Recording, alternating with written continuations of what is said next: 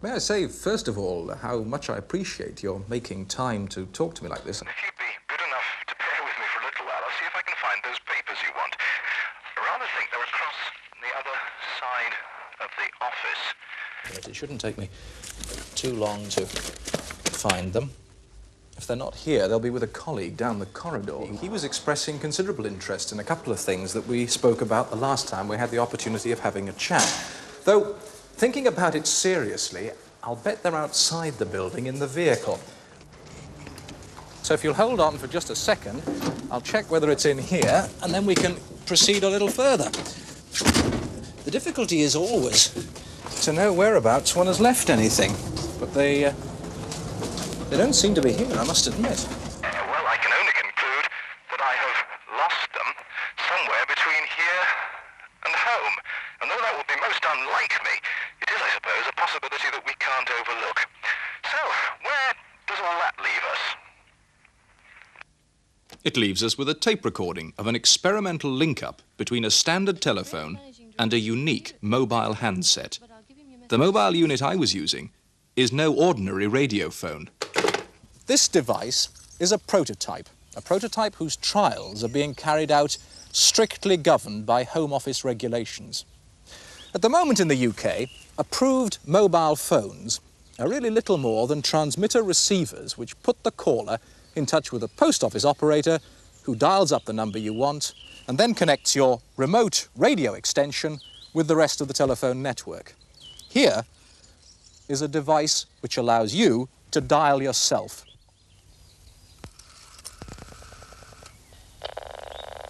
A dialing tone. And that's quite an achievement because it's one thing to transmit a conversation, it's another to transmit accurate digital information. Now, an extension at the Research Institute in Chelmsford, which has perfected this technique.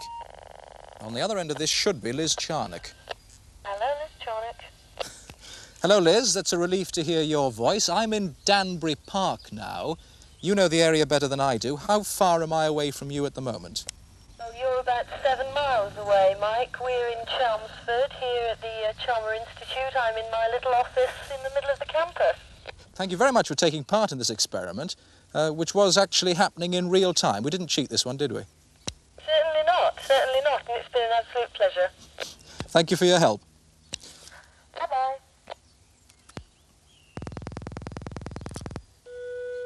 And that final tone is the instruction from me that I've cleared down, finished the call. Another important factor, because with conventional radio transmission, it's impossible to tell the telephone network that you've gone off the air.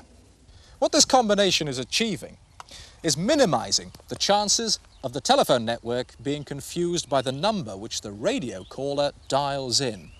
Each number that goes out from here is transmitted as a series of digital pulses, and each one is preceded by a special digital signal, which tells the receiver back at the exchange that the important digital information is on its way. The numbers themselves go out as tiny packets of information, and the bandwidth opens and closes just long enough to allow each packet to be transmitted. Now this greatly reduces the chance of interference from outside, other pulses, electrical crackle from overhead pylons or a passing motor car, corrupting the information that's transmitted from here. And if the system doesn't understand anything that I transmit, well, it tells me. Let's see if we can demonstrate that.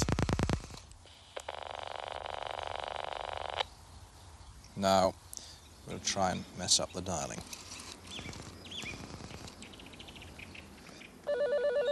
And that's the sound, which means go back to square one and start dialing again. And if it takes me longer than 20 seconds to dial anyway, I'll be cut off. If my call takes longer than 3 minutes, the system will automatically terminate that too. All features built in to minimize the chances of anybody wasting our valuable airwaves.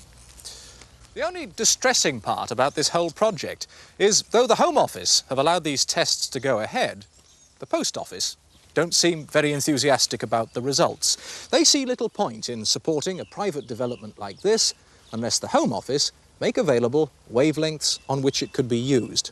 The Home Office says those wavelengths aren't going to be made available. So, though British technology exists here and now for a true walkabout phone, the chances are very strong that it'll be our export customers who benefit long before we do. Excuse me. Hello? Who is this?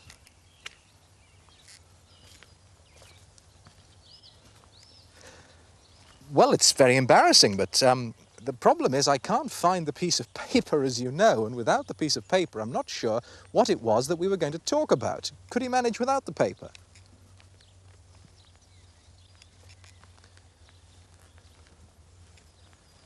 Maybe. But on the other hand, possibly not. And without that, well, I think the problem will be one of immense...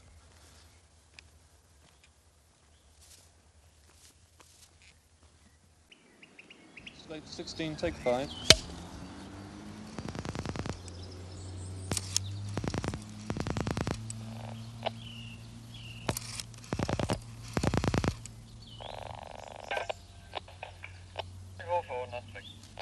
I've actually got somebody.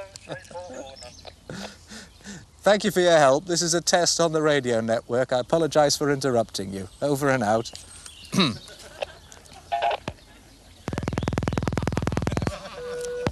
Poor man. We'll try again.